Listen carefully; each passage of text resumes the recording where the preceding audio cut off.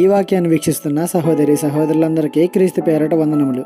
ఈరోజు వాక్యం ద్వారా దేవుడు మనతో చెబుతున్న మాట, నీ కన్నులు అటు ఇటు చూడక సరిగాను, నీ కనురెప్పలు నీ ముందర సూటిగాను చూడవలను. సామెతల గ్రంథము 4:25.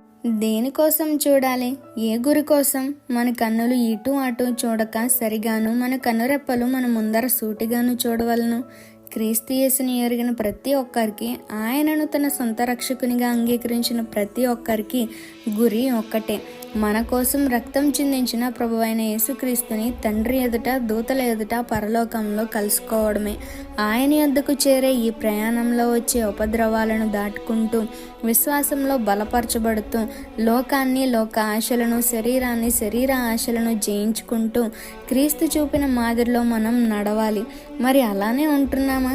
ఇటు అటు చూడక, ఇటు అటు త్రొట్రెళ్ళ పడక దేవుని కోసం జీవించగలుగుతున్నామా? కష్టమే, కానీ మనం ప్రయత్నం చేస్తే దేవుడే సహాయం చేస్తాడు. చేద్దాం, ఇక నుండైనా సాధన చేద్దాం. గురువైపే మన కన్నులు చూసేలా ఉండడానికి ప్రయత్నిద్దాం. ఈ చిన్న సువార్త పరిచర్యలో మీ సహోదరులు. God bless you. ఆమేన్.